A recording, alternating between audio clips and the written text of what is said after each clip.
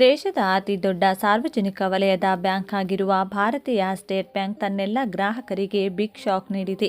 SBI ಬ್ಯಾಂಕಿನ ಗ್ರಾಹಕರಾಗಿದ್ದು ಈಗಾಗಲೇ ನಿಮ್ಮ ಬಳಿ ಎಟಿಎಂ ಕಾರ್ಡ್ ಅಥವಾ ಫೋನ್ ಪೇ, ಗೂಗಲ್ ಪೇ ಹೀಗೆ ಯಾವುದೇ ಸೇವೆ ಪಡೆಯುತ್ತಿರುವ ಗ್ರಾಹಕರು ನೀವಾಗಿದ್ರೆ ತಪ್ಪದೆ ಈ ವಿಡಿಯೋಗೆ ಈಗಲೇ ಒಂದು ಲೈಕ್ ಮಾಡಿ. ಹಾಗೂ ನೀವು ಅಥವಾ ನಿಮ್ಮ ಕುಟುಂಬದಲ್ಲಿ ಯಾರೇ ಆಗಲಿ ಈ ಬ್ಯಾಂಕ್ನ ಗ್ರಾಹಕರಾಗಿದ್ದರೆ ತಪ್ಪದೆ ವಿಡಿಯೋವನ್ನು ಕೊನೆವರೆಗೂ ನೋಡಿ. ಈ ಬ್ಯಾಂಕ್ ಹೊಸ ರೂಲ್ಸ್ ಜಾರಿಗೊಳಿಸಿದ್ದು ಹಾಗೂ ಗ್ರಾಹಕರ ಸುರಕ್ಷತೆಯನ್ನು ಗಮನದಲ್ಲಿಟ್ಟುಕೊಂಡು ಮೇಲಿಂದ ಮೇಲೆ ಹೊಸ ನಿಯಮಗಳನ್ನು ಜಾರಿಗೊಳಿಸುತ್ತಿರುವ ಅತಿ ದೊಡ್ಡ ಸಾರ್ವಜನಿಕ ವಲಯದ ಬ್ಯಾಂಕ್ ಆಗಿರುವ ಎಸ್ಬಿಐ ಸಂಪೂರ್ಣ ಮಾಹಿತಿಯನ್ನು ತಿಳಿದುಕೊಳ್ಳಲು ವಿಡಿಯೋವನ್ನು ಕೊನೆವರೆಗೂ ನೋಡಿ. 2026ರ ಅಕ್ಟೋಬರ್ 1ರಿಂದ ಬಿಎಸ್ಬಿಡಿ ಖಾತೆಗಳ ನಗದು ಹಿಂಪಡೆಯುವ ನಿಯಮಗಳಲ್ಲಿ ಬದಲಾವಣೆಯಾಗಲಿದ್ದು, ತಿಂಗಳಿಗೆ 4 ಉಚಿತ ನಗದು ವಿತ್ಡ್ರಾ ಮಿತಿಯನ್ನು ಮೀರಿದರೆ ಪ್ರತಿ ವಹಿವಾಟಿಗೆ ₹15 ಜೊತೆಗೆ ಜಿಎಸ್ಟಿ ಶುಲ್ಕ ವಿಧಿಸಲಾಗುತ್ತದೆ. ಭಾರತದ ಅತಿ ದೊಡ್ಡ ಸರ್ಕಾರಿ ಬ್ಯಾಂಕ್ ಆಗಿರುವ ಸ್ಟೇಟ್ ಬ್ಯಾಂಕ್ ಆಫ್ ಇಂಡಿಯಾ ತನ್ನ ಬೇಸಿಕ್ ಸೇವಿಂಗ್ಸ್ ಬ್ಯಾಂಕ್ ಡೆಪಾಸಿಟ್ ಖಾತೆಗಳಿಗೆ ಸಂಬಂಧಿಸಿದ ಸೇವಾ ಶುಲ್ಕಗಳಲ್ಲಿ ಬದಲಾವಣೆ ಮಾಡಿದೆ. ಬ್ಯಾಂಕ್ ಶಾಖೆಗಳು ಮತ್ತು ಎಟಿಎಂಗಳ ಮೂಲಕ ಮಾಡುವ ನಗದು ಹಿಂಪಡೆಯುವ ವ್ಯವಹಾರಗಳಿಗೆ ಹೊಸ ನಿಯಮಗಳನ್ನು ಜಾರಿಗೆ ತರಲಾಗುತ್ತಿದೆ. ಈ ಹೊಸ ನಿಯಮಗಳು 2026ರ ಅಕ್ಟೋಬರ್ 1ರಿಂದ ಅನ್ವಯವಾಗಲಿವೆ.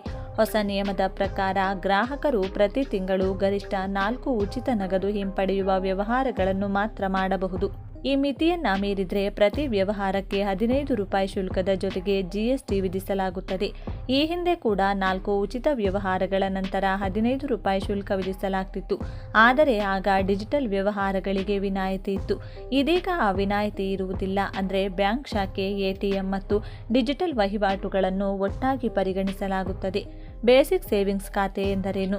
ಬೇಸಿಕ್ ಸೇವಿಂಗ್ಸ್ ಖಾತೆ, ಡೆಪಾಸಿಟ್ ಖಾತೆಗಳು ಮುಖ್ಯವಾಗಿ ಸಮಾಜದ ಆರ್ಥಿಕವಾಗಿ ದುರ್ಬಲ ವರ್ಗದ ಜನರನ್ನು ಗಮನದಲ್ಲಿಟ್ಟುಕೊಂಡು ರೂಪಿಸಲಾಗಿದೆ.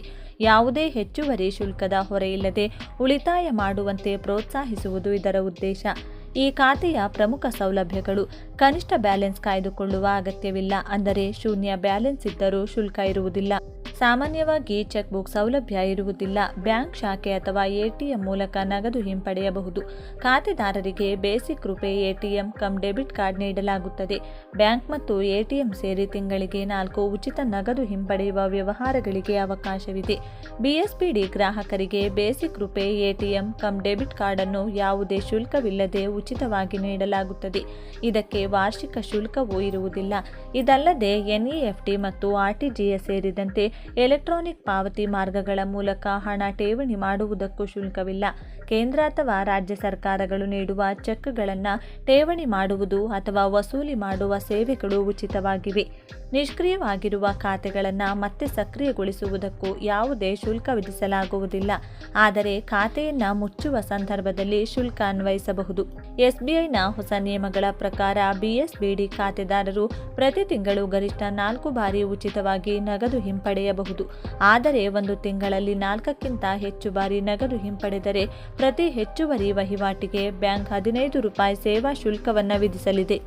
ಇದರೊಂದಿಗೆ ಈ ₹15 ಶುಲ್ಕದ ಮೇಲೆ ಅನ್ವಯವಾಗುವ ಜಿಎಸ್ಟಿ ಮೊತ್ತವನ್ನು ಸಹ ಗ್ರಾಹಕರೇ ಪಾವತಿಸಬೇಕಾಗುತ್ತದೆ.